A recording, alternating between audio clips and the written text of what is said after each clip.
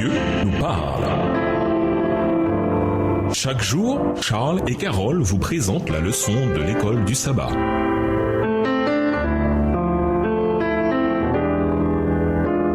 Bienvenue dans votre émission Dieu nous parle. Leçon de jeudi, un ministère céleste, Hébreux 9, verset 24.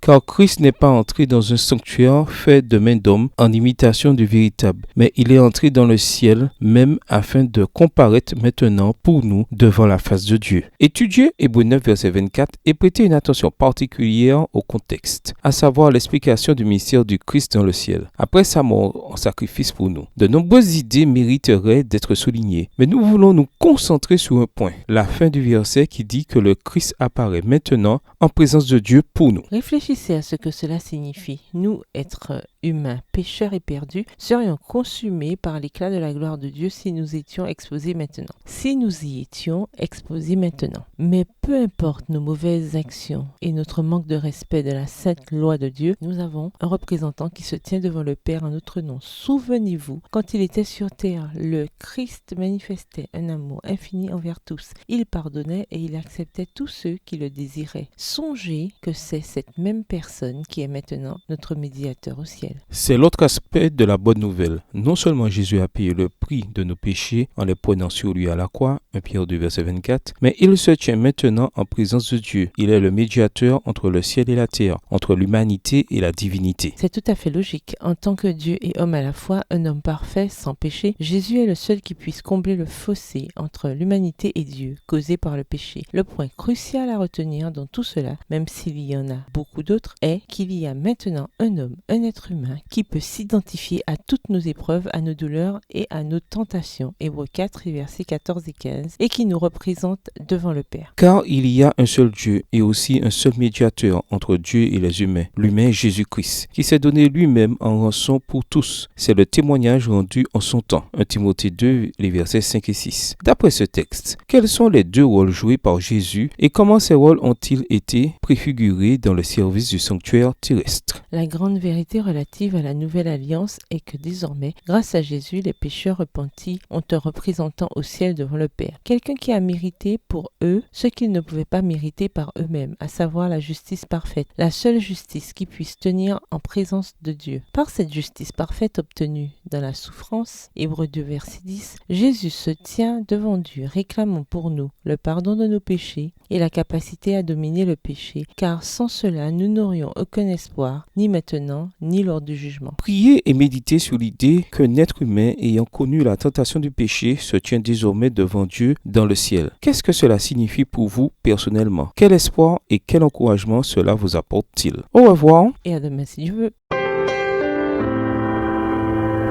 Dieu nous parle. Chaque jour, Charles et Carole vous présentent la leçon de l'école du sabbat.